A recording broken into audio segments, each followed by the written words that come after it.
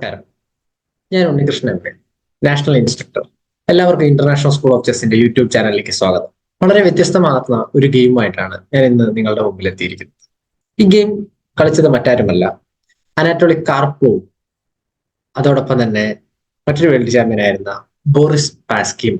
1974 ലെനിൻഗ്രാഡിലാണ് ഈ ഒരു ഗെയിം നടക്കുന്നത്. കാർപ്പോവിന്റെ തേരോട്ടം എന്ന് വേണമെങ്കിൽ തന്നെ ഈ ഗെയിമിനെ നമുക്ക് വിശേഷിപ്പിക്കാം. ഗെയിമിലേക്ക് കടക്കാം. ഗെയിം E4 സ്റ്റാർട്ട് ചെയ്യുന്നു. C5 Sicilian defence. Night F3 central കോളങ്ങൾ കൺട്രോൾ ചെയ്യുന്നതിന് വേണ്ടി നൈറ്റ് F3 കളിക്കുന്നു കറുപ്പോ. E6 D4 C to D4 night takes D4. ഇവിടെ ഷെവരഞ്ചിൻ വേരിയേഷനിലേക്ക് എത്തി നിൽക്കുകയാണ്. സെൻട്രൽ കോളങ്ങൾ കൺട്രോൾ ചെയ്യുന്നതിന് വേണ്ടി ഒരു നൈറ്റിനെ സെന്ററിലേക്ക് എത്തിച്ചിട്ടുണ്ട്. അതോടൊപ്പം തന്നെ black night F6 E4 പോണിനെ attack ചെയ്യാണ് അദ്ദേഹത്തിന്റെ ലക്ഷ്യം. E4 പോണിനെ ഡിഫെൻഡ് ചെയ്യുന്നതിന് വേണ്ടി വൈറ്റ് നൈറ്റ് C3 കളിക്കുന്നു. D6 മൂവ് ചെയ്തു. അപ്പൊ ഇത്തരത്തിൽ ബ്ലാക്കിന്റെ E6 D6 എന്ന് പറയുന്ന പോൺ സ്ട്രക്ചറിനെ നമുക്ക് ഹെഡ്ജോഗ് സിസ്റ്റം എന്ന് വേണമെങ്കിൽ പറയാം. കാരണം ഇത്തരത്തിൽ സെൻട്രൽ കൺട്രോൾ ഉണ്ടോ എന്ന് ചോദിച്ചു കഴിഞ്ഞാൽ സെൻട്രലിലേക്ക് കൺട്രോൾ വരുന്നുണ്ട്, എന്നാൽ സെൻട്രലിലേക്ക് ആ പോണുകൾ എത്തിയിട്ടുമില്ല. അപ്പൊ ഇത്തരത്തിൽ ഒരു സ്ട്രോങ് സെന്റർ തന്നെ അവിടെ ബ്ലാക്ക് പ്രതിരോധം തീർത്തിട്ടുണ്ട്. D6 കളിക്കുന്നു. ബിഷപ്പ് E2 മെയിൻ ലൈനിലേക്ക്. ബിഷപ്പ് E7 കളിക്കുന്നു.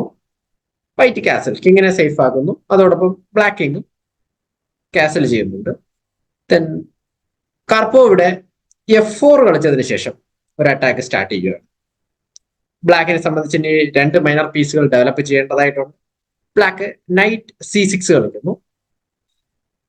ബിഷപ്പ് E3 മറ്റൊരു ബിഷപ്പ് കൂടെ ഡെവലപ്പ് ചെയ്യുകയാണ്. അതോടൊപ്പം തന്നെ ആ G1 H7 ഡയഗണൽ ആ ബിഷപ്പ് കൺട്രോൾ ചെയ്യുന്നുണ്ട്. Bishop D7 night B3. ഒരു ഓപ്പണിംഗ് സിറ്റുവേഷൻ കഴിഞ്ഞിരിക്കുകയാണ്. എന്നാൽ നമ്മളിൽ പലർക്കും ഒരുപാട് മിസ്റ്റേക്കുകൾ നമ്മൾ വരുത്തുന്നത് ഈ ഒരു മേഖലയിലാണ്, മിഡിൽ ഗെയിം. എല്ലാവരുടെയും പ്രധാന പ്രശ്നം എന്ന് പറയുന്നത് ഇത്തരം ഒരു പൊസിഷൻ എങ്ങനെയാണ് കളിക്കേണ്ടത്, ഏത് രീതിയിലാണ് ഇത് പ്രൊസീഡ് ചെയ്യേണ്ടത്. അങ്ങനെ ഒട്ടനവധി പ്രോബ്ലംസ് നമുക്കുണ്ട്. ഇതൊരു മിഡിൽ ഗെയിം സ്റ്റാർട്ട് ചെയ്യണം. ഇവിടെയും സ്പാസ്കിയും കാർപ്പോവും സ്ക്രിപ്റ്റ് പോലെ തന്നെ ഓപ്പണിംഗ് മൂവ്സുകളെല്ലാം കംപ്ലീറ്റ് ചെയ്തിരിക്കുന്നു. ദെൻ ഇനിയാണ് മിഡിൽ ഗെയിമിലേക്ക് എൻ്റർ ചെയ്യുന്നത്.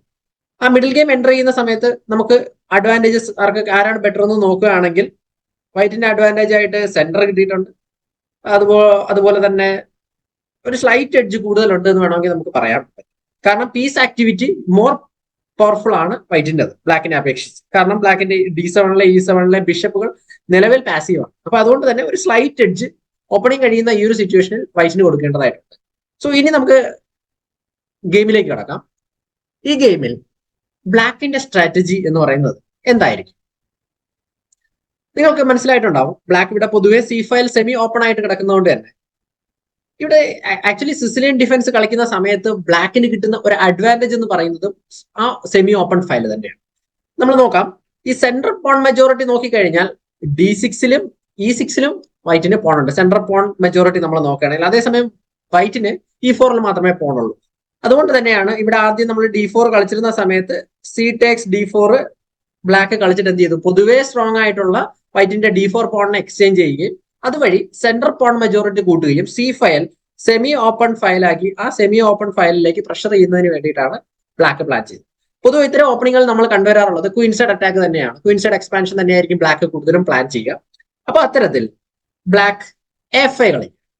F5 കളിച്ച് A4 കളിക്കുക. അതിന് അതിന് ശേഷം B5 കളിക്കുക. അതിനുശേഷം ക്വീൻസൈഡ് എക്സ്പാൻഡ് ചെയ്യുക. അത് തന്നെയാണ് ഇവിടെ ബോറിസ് പാസ്കി ഉപയോഗിക്കുന്ന സ്ട്രാറ്റജി. രണ്ടുപേരും സ്ട്രോങ് വേൾഡ് ചാമ്പ്യൻസ് തന്നെയാണ്. ഇവിടെ വൈറ്റിന്റെ സ്ട്രാറ്റജി എന്ന് പറയുന്നത് നമുക്കറിയാം, ബ്ലാക്ക് ക്വീൻസൈഡിലേക്ക് എക്സ്പാൻഡ് ചെയ്യുന്ന സമയത്ത് അല്ലെങ്കിൽ ക്വീൻസൈഡ് അറ്റാക്ക് ചെയ്യുന്ന സമയത്ത് വൈറ്റിന്റെ സ്ട്രാറ്റജി F4 മൂവ് ചെയ്ത സ്ഥിതിക്ക് കിങ് സൈഡിലേക്കുള്ള അറ്റാക്ക് തന്നെയായിരിക്കും. പക്ഷെ ഇപ്പോ കാർപ്പോ കിങ് സൈഡിലേക്ക് ഒരു അറ്റാക്കിന് പോകുന്നുണ്ടെങ്കിൽ അത് നമ്മുടെ ക്വീൻ സൈഡിനെ സാരമായി എഫക്ട് ചെയ്യും എന്നുള്ളത് കൊണ്ട് തന്നെ അത്തരം ഒരു ക്വീൻ സൈഡ് അറ്റാക്കിനെ ഡിഫെൻഡ് ചെയ്തതിന് ശേഷം കിങ് സൈഡിലേക്ക് അറ്റാക്ക് ചെയ്യാവുന്ന ഒരു സ്ട്രാറ്റജിയാണ് ഇവിടെ വൈറ്റ് ഉപയോഗിക്കുന്നത്. കാർപ്പോ A4 കളിച്ചിട്ട് ബ്ലാക്കിന്റെ ക്വീൻ സൈഡിലുള്ള പ്ലേ സ്റ്റോപ്പ് ചെയ്യാണ്. നൈറ്റ് B4 കളിക്കുന്നു. ഈ നൈറ്റ് B4 കളിക്കും. പ്രത്യേകിച്ച് A5 എന്ന് പറയുന്ന ഒരു മൂവ് കളിച്ചപ്പോൾ തന്നെ എന്ന് പറയുന്ന ഒരു സ്ക്വയർ വളരെ ഇമ്പോർട്ടന്റ് ആയിട്ടുള്ള സ്ക്വയർ ആണ്. ആ ഒരു സ്ക്വയർ നമുക്ക് നഷ്ടപ്പെട്ടിട്ടുണ്ട്. അവിടെ നമുക്ക് ബിഷപ്പിനോ നൈറ്റിനോ ഒക്കെ വന്നിരിക്കാനുള്ള ഒരു ചാൻസ് കൂടുതലാണ്. അതോടൊപ്പം തന്നെ മറ്റൊരു കാര്യം, നൈറ്റ് B4 മൂവ് ചെയ്യുമ്പോൾ ബിഷപ്പിനെ അടുത്ത് C6 കൊണ്ടുവരികയും H1 A8 ഡയഗണലിലേക്ക് ആ ബിഷപ്പുകളെ ഫോക്കസ് ചെയ്യുന്നതിന് വേണ്ടിയിട്ടുള്ള ഒരു പ്ലാൻ ആണ് ഇവിടെ സ്പാസ്കി പ്ലാൻ ചെയ്യുന്നത്. അപ്പൊ അത് മനസ്സിലാക്കിയിട്ടുണ്ടോണം കാർപ്പോ ബിഷപ്പ് F3 കളിക്കുന്നു. ബിഷപ്പ് F3 കളിച്ച് ആ ഡയഗണൽ ക്ലോസ് ചെയ്യാണ്. ബിഷപ്പ് നമ്മൾ വിചാരിച്ചതുപോലെ തന്നെ C6 മൂവ് ചെയ്യുന്നു.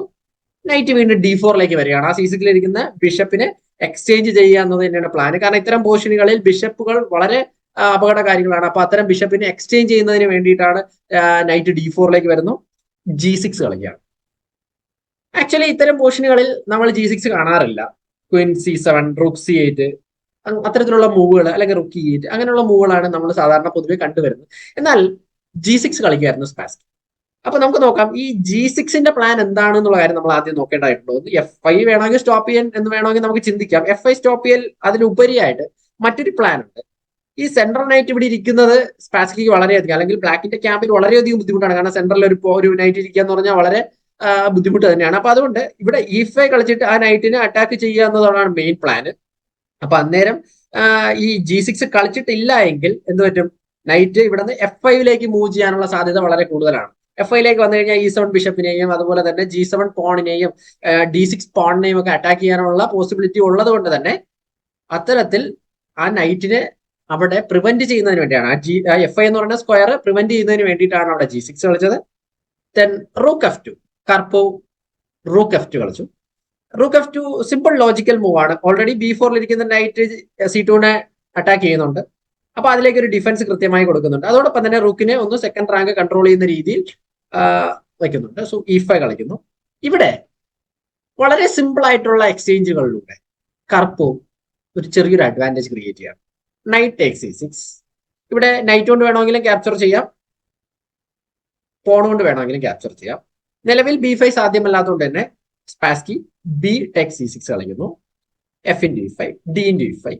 ഇത്തരം ഒരു കുറച്ച് എക്സ്ചേഞ്ചുകൾ കഴിഞ്ഞത് വഴി അവിടെ കാർപ്പോവിന് ചെറിയൊരു അഡ്വാൻറ്റേജ് ക്രിയേറ്റ് ആയിരിക്കും. എന്താണ് അഡ്വാൻറ്റേജ്? നമുക്ക് നോക്കാം. ഇവിടെ നമ്മൾ A5, C6 എന്നീ പോണുകളെ നമ്മൾ കാണും. അതോടൊപ്പം തന്നെ സെൻട്രലിലെ E5 പോൺ.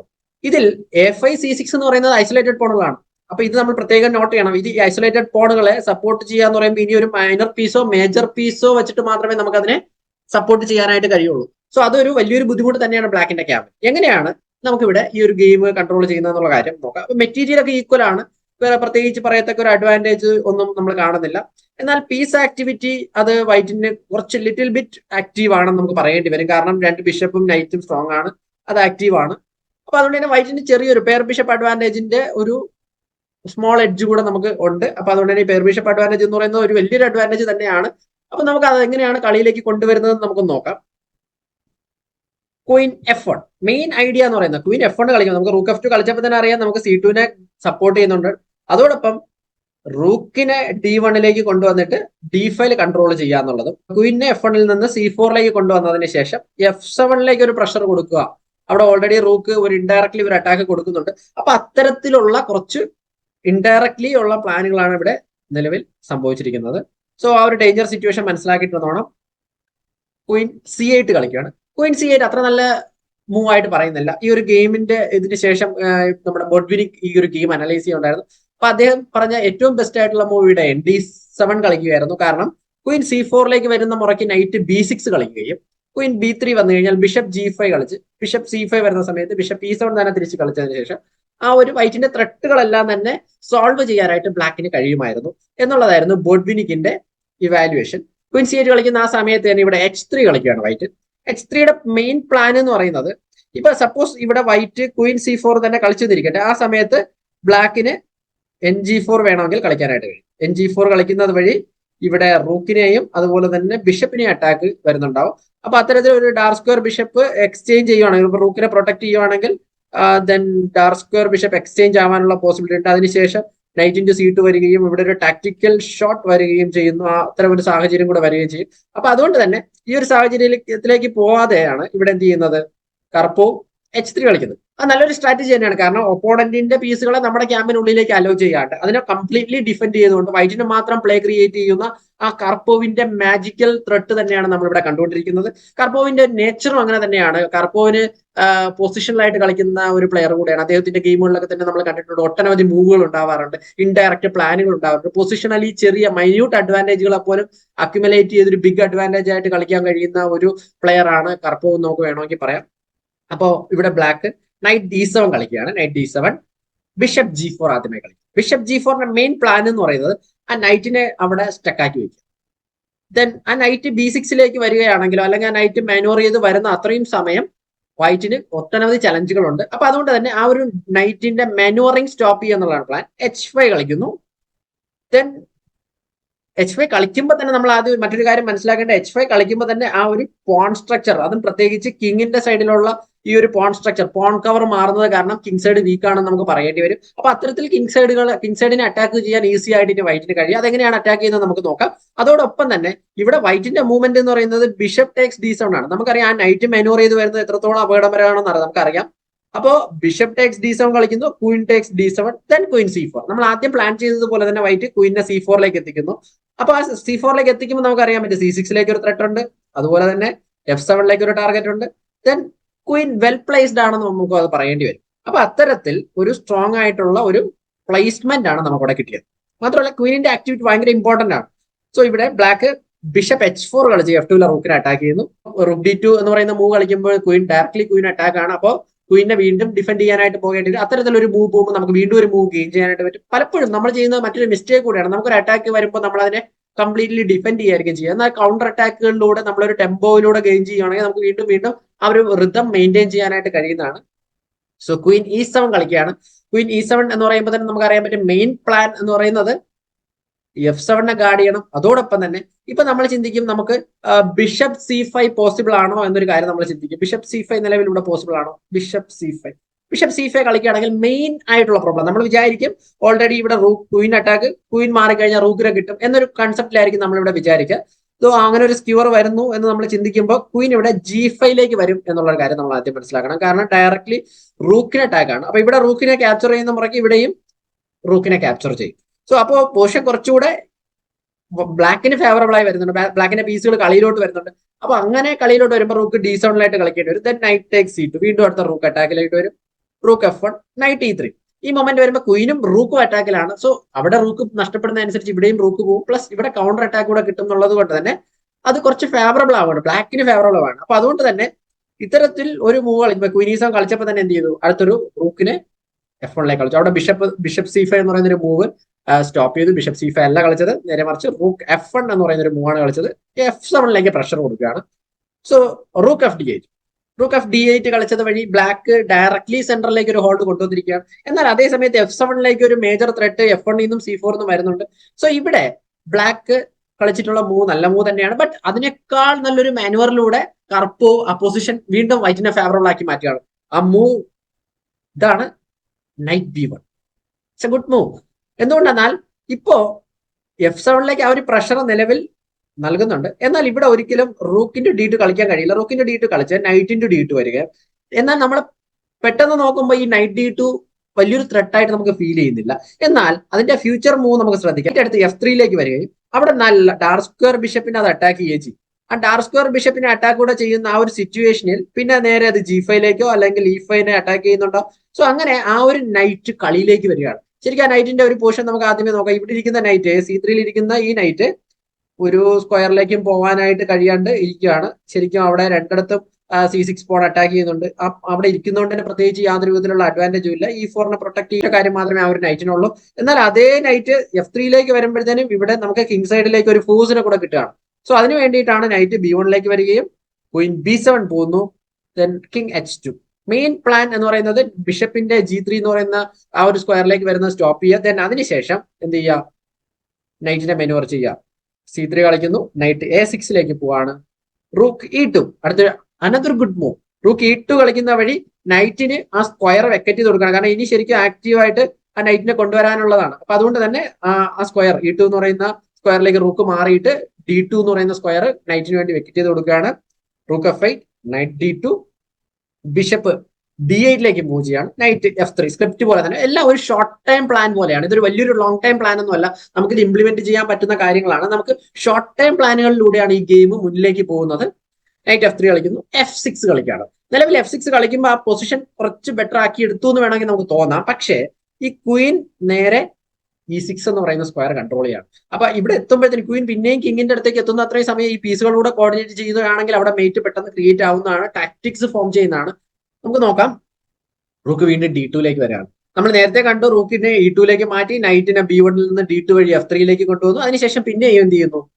പീസുകളെ മാനുവർ ചെയ്യുന്നു. ഇത്തരത്തിൽ മിഡിൽ ഗെയിമിൽ പീസുകളെ മാനുവർ ചെയ്യാനുള്ള ഒരു പ്ലെയറിന്റെ കഴിവിനെയാണ് അദ്ദേഹത്തിന്റെ പ്ലെയർ സ്ട്രെങ്ത് ആയിട്ട് കൺസിഡർ ചെയ്യുന്നത്. സോ ബിഷപ്പ് E7 കളിക്കുകയാണ്. കാരണം റൂക്കിന്റെ D6ലേക്കുള്ള സ്ക്വയർ, അതോടൊപ്പം തന്നെ നേരെ D8ലേക്കുള്ള സ്ക്വയറും കൺട്രോൾ ചെയ്യാണ്. ക്വീൻ നേരെ E6ലേക്ക് പോകുന്നു. മേജർ ത്രെഡ് എന്ന് പറയുന്നത് റൂക്ക് D7 ആണ്. റൂക്ക് D7 പോയതിനു ശേഷം ക്വീനിനെയും അതോടൊപ്പം തന്നെ ബിഷപ്പിനെ അറ്റാക്ക് ചെയ്യാനുള്ള ഒരു പ്ലാനാണ്. അത് ഒഴിവാക്കുന്നതിന് വേണ്ടി ബ്ലാക്ക് റൂക്ക് D8 കളിക്കുന്നു. റൂക്കിന്റെ D8 കളിക്കുകയാണ്.